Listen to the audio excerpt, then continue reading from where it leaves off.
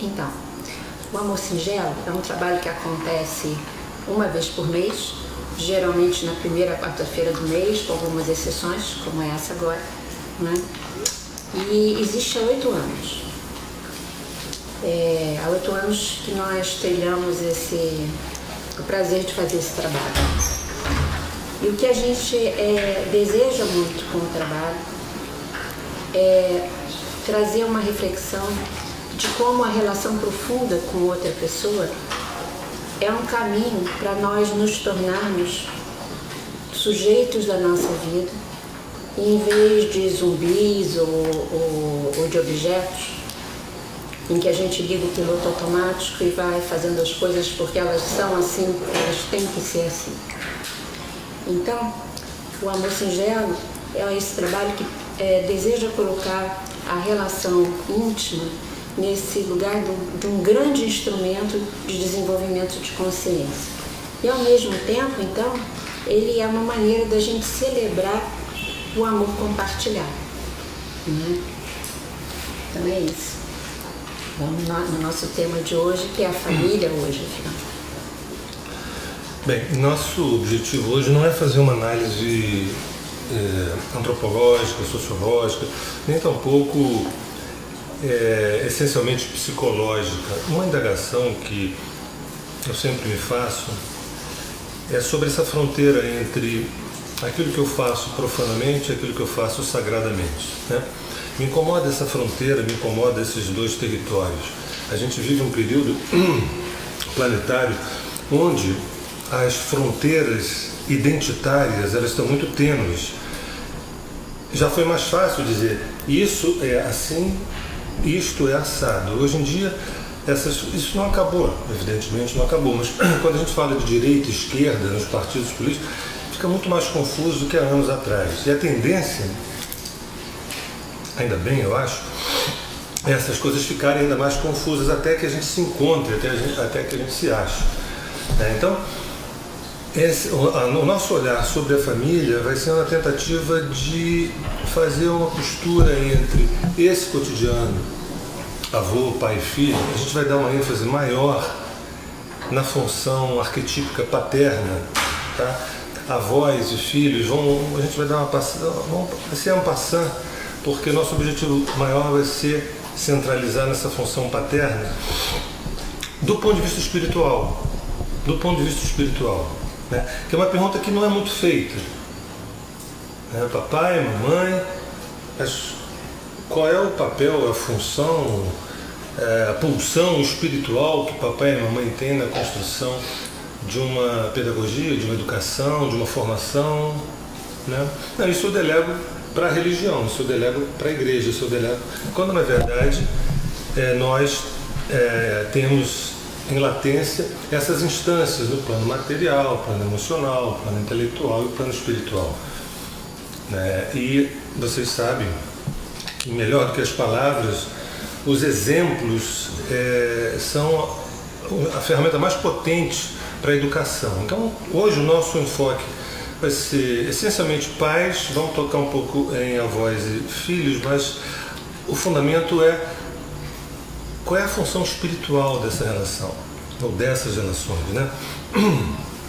A gente está vivendo num mundo, vocês estão acompanhando essa reorganização econômica no planeta, né? Tudo muito rápido acontecendo. Por um lado, o que está acontecendo com os Estados Unidos, com a Europa, né? A gente vê Espanha, Portugal, Grécia, na Itália, são países, para nós, há bem pouco tempo, eram países exemplares do ponto de vista cultural e financeiro, econômico, e a gente liga a televisão e vê, parece que tem alguma coisa que está ruindo. O Império Americano, a parte da Europa. Por outro lado, a gente vê China, Brasil, Índia, né? China, Brasil, Índia, e faltam um quarto, Rússia. A Rússia já era falada no passado da Guerra Fria, né? Mas hoje é como se também fosse um emergente polarizando essa economia, sem falar na multidão de outros que ficam entre essas duas polaridades. E o que isso funciona dentro de uma casa, o que isso atua dentro de uma casa do ponto de vista psíquico, né? Algo que está em cima desce, algo que está embaixo sobe, e a gente vive, num certo sentido, uma certa euforia, né? Parece que a emergência de uma classe média baixa que ascende, isso do ponto de vista influencia também a cultura, e a gente não sabe onde isso vai dar, e também a gente não precisa querer saber, ter o controle disso, eu tenho que saber onde isso vai dar, não, essa não é a questão. Mas o que muda na minha relação, né, com os meus? Quando o Jornal Nacional entra na minha casa, isso me interfere emocionalmente, psiquicamente, e eu me comporto diferentemente. De que forma?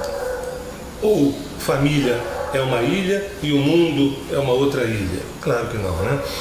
A gente vê também, até mesmo há bem pouco tempo atrás, era muito claro a força partidária dos partidos, né, políticos. Hoje é difícil você encontrar um jovem que dê alguma credibilidade ideológica a esse ou aquele partido. Vai mudando as letras dos partidos, embora, num certo sentido, quase sempre tenha sido assim, mas agora está mais caricato, né? Essas fronteiras partidárias caindo e esse poder político sendo disseminado através das redes, as manifestações, as mobilizações feitas nas redes sociais, né? E eu de novo pergunto assim, isso é um dado cultural, mas papai continua papai, mamãe continua mamãe. Não, papai não continua papai, mamãe não continua mamãe. Porque se tudo continuasse da mesma forma, eu ia achar estranho essas interações, né? A gente vê, até mesmo do ponto de vista da cultura, um momento assim incrível, o aspecto da cultura tutelada, né? A tutela da cultura, ou por cartéis comerciais, ou então pelo próprio Estado. Hoje em dia, você tem ferramentas baratas de botar a tua voz para fora.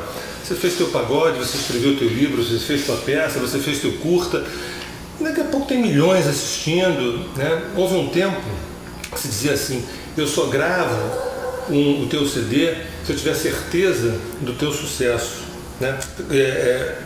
Para você fazer sucesso, você tem que gravar um CD. Hoje inverteu, né? Você só grava um CD se você já fizer sucesso. Como é que você vai fazer sucesso no passado? Você tem que gravar um CD e tentar vender. Hoje não. Se você fizer sucesso, você grava um CD. Mas como é que você vai fazer sucesso sem um CD? Não precisa CD.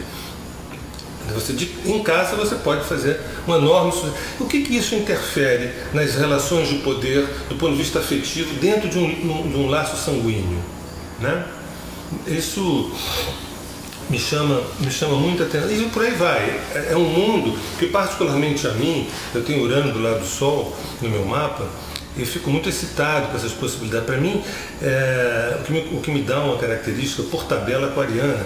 Todas as vezes que eu me sinto refém de alguém que vai avalizar um trabalho meu, assim, por exemplo, eu só consigo escrever se alguém disser isso é bom, escreva. Eu só consigo falar se alguém disser. Quando essas fronteiras ali são derrubadas, entendeu? Escuta, fala, diz, expressa, mostra, canta, dança. Se for ridículo, foi ridículo. Se foi maravilhoso, foi genial. Foi quanta coisa genial que a gente perdeu por conta de censuras institucionais. Não foram censuras institucionais, censuras estéticas, e nem estou me referindo a ditadura, não. Estou me referindo a censuras estéticas, censuras comerciais. Isso não vende, ou isso não é bonito, isso não é legal. Quantas os anônimos, e hoje a gente vive o melhor dos mundos, né? Por um lado, um caldo de discernimento, como é que eu consigo avaliar se isso é bom ou não, mas isso faz parte do show. Eu prefiro ter esse estresse de me sentir perdido com muitas opções, do que simplesmente alguém chegar e falar assim, olha, isso aqui é muito bom, e induzir. E não é difícil você psiquicamente se sentir induzido a comprar uma coisa que você não quer e gostar de uma coisa que no fundo você não gosta. E a família? Eu estou mostrando um pouco desse mundo que essas fronteiras identitárias elas estão se movendo, elas se movem, né? E a gente vai encontrar uma passagem também desse núcleo sanguíneo parental, né, esse núcleo fechado, um núcleo parental fechado, sanguíneo, para um núcleo aberto, um núcleo de consciência.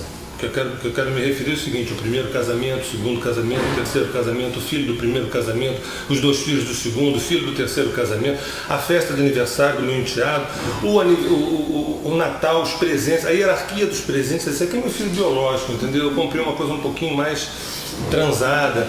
Agora, esse aqui é o irmão do enteado, da minha primeira, né?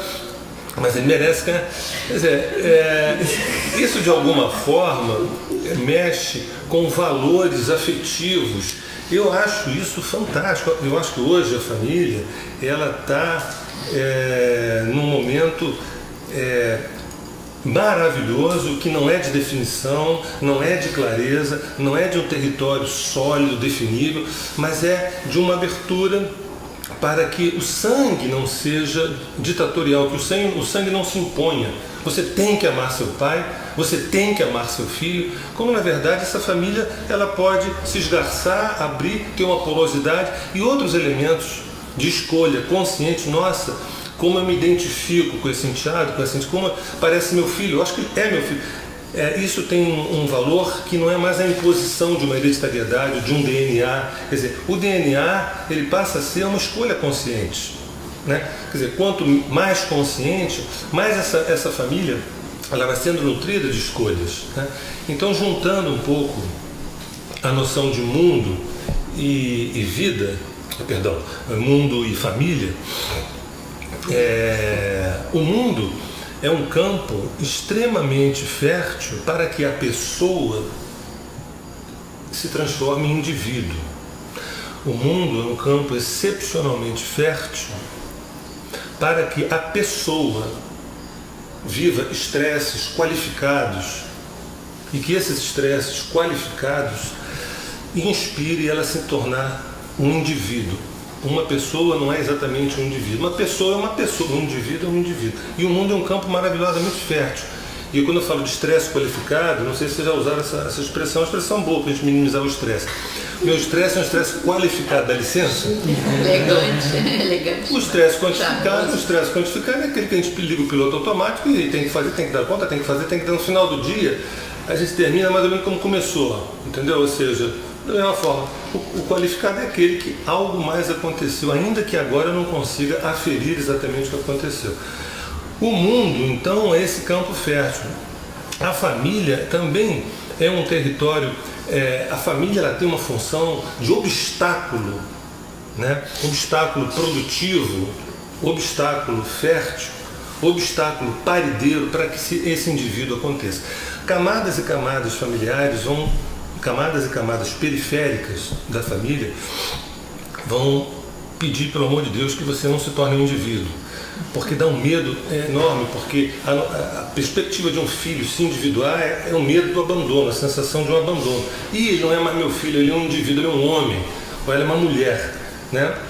Mas olha, os livros de psicologia pululam essas versões. O problema é que quando você chega no último capítulo dos livros, mais ou menos parecido com os primeiros. A gente está tentando ver se consegue dar um passozinho além da visão negativa dessa construção do medo familiar, né? Porque na família, o que fala, numa camada periférica, é isso: eu vou criar um obstáculo para que você se torne um indivíduo. E esse obstáculo, do ponto de vista mais profundo, do ponto de vista sélfico, é tudo de bom, é absolutamente tudo de bom para que aqueles que sobrevivem, né, evidentemente, se tornem quem são.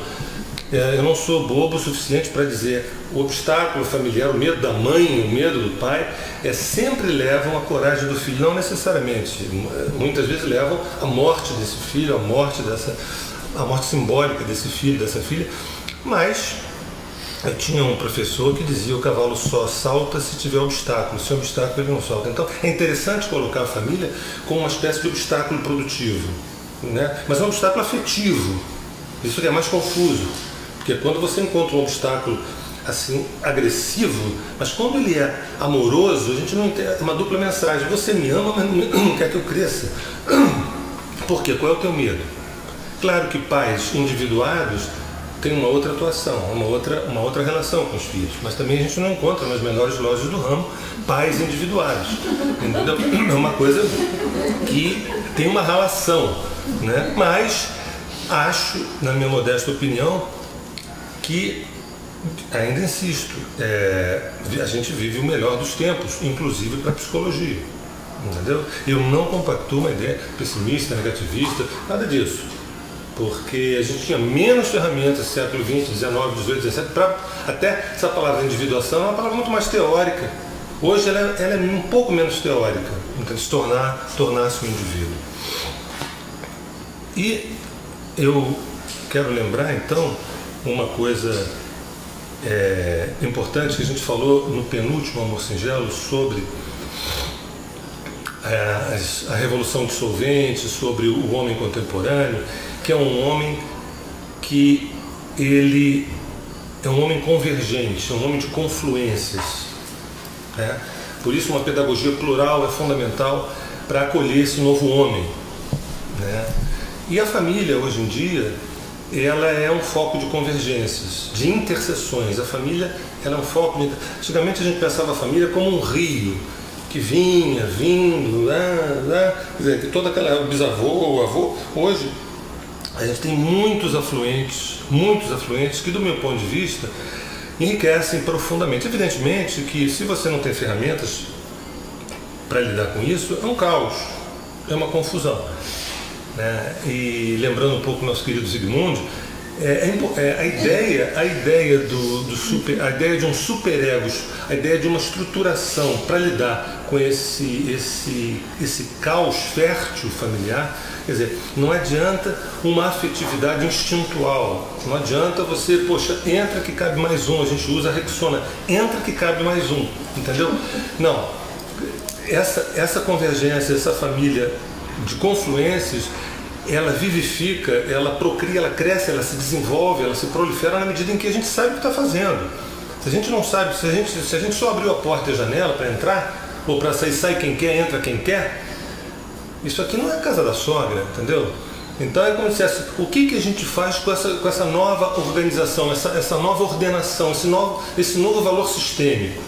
Então é absolutamente fundamental que a gente tenha uma noção de onde a gente está e do que a gente está fazendo. Essa é a razão pela qual a gente está conversando um pouquinho aqui sobre isso, né? Então, bom, eu acho que uma coisa é certa que a gente pode perceber, né? A gente está num tempo de intensificação de transformações. E isso exige da gente um olhar mais abrangente sobre todas as coisas. E a família vai estar inserida nisso. Essa questão que o Sérgio trouxe de que mais e mais a família, eu acho, vai ser a família da consciência. Na verdade, o sangue fica a serviço da consciência, né?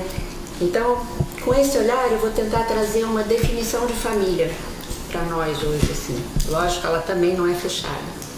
Então, a família seria um organismo, seria um ser, algo vivo, né? Que coagula, que devolve, que fricciona e que estimula. Ela coagula porque a família manifesta os nossos padrões de trabalho. A família que a gente nasce é aquele cenário, aquele lugar que vai manifestar os trabalhos que nós viemos realizar aqui justamente para desenvolver a nossa consciência. É o primeiro lugar, é o primeiro cenário que a gente logo se defronta. Os padrões de trabalho são muitos, a gente sabe, não é? Noção de sujeito e objeto, o território que o nosso sujeito deve ocupar para ser ele mesmo, sentimento de valor, de valia exata, aceitação e rejeição, enfim. Esse cenário da família é o que então as pessoas incorporam ali todos esses padrões que vão ser necessários para aquelas pessoas que nasceram ali. A família devolve, porque cada membro da família, com seu comportamento, espelha o que o outro precisa se dar conta. Quantas vezes a gente já conversou aqui como é fácil a gente ver no outro e não ver na gente. Então, o outro veio nos relembrar o que a gente tem dificuldade para ver, não é? Devolve porque o mecanismo de projeção que a gente fala tanto em psicologia acontece dentro da família de uma forma muito intensa e muito forte e constante o tempo inteiro. Fricciona, porque dentro da família a gente vai viver de uma forma também inescapável, né, o conflito entre preservo aquilo que eu sou, né, ou transformo. Abro um espaço para que o impulso sélfico de eu me tornar eu mesmo aconteça, né, ou fico querendo manter uma imagem que na verdade me garanta um lugar dentro dessa família, uma situação de aceitação e tudo mais. Então é uma fricção constante que a família impõe de cara logo que a gente chega aqui nesse sentido. E a família vai ser aquela que estimula, porque é como se ela potencializasse o nosso ser a partir da experiência da gente ter coisas. Aqui a gente fala muito, né, da gente desenvolver a capacidade mais de ser do que de ter. Mas a família potencializa o ser através do ter. Tem um filho, tem um marido, tem uma mulher, tem uma casa, tem um imóvel, tem histórias para contar. E a partir desse ter, né, eu posso ir descobrindo o meu ser e sendo estimulado exatamente por essas situações de ter, a ter que desenvolver isso, cortar aquilo, transformar aquilo outro. Na verdade, eu acho que o que a gente quer sempre dizer aqui no Amor Singelo é que tudo nessa vida, e aí a família está completamente inserida nisso, absolutamente tudo que nos acontece está a serviço desse desenvolvimento da consciência do que cada um é. Esse é o alvo principal da vida, não é? E a família, então, vai ser o primeiro lugar, depois da gente passar pelo processo de nascimento, que a gente vai cotidianamente viver essa experiência, para fazer o que é mais importante de tudo. E mais do que nunca, nesses tempos de mudança, né, de 2012, de Plutão em Capricórnio, né, que é uma força que vem para romper com as estruturas rígidas e antigas, não é, que a gente está vivendo esse ano, nessas duas questões fortes, né? A gente está recebendo aí da galáxia uma força forte no sentido da transformação, e Plutão em Capricórnio acentua isso barbaramente, né?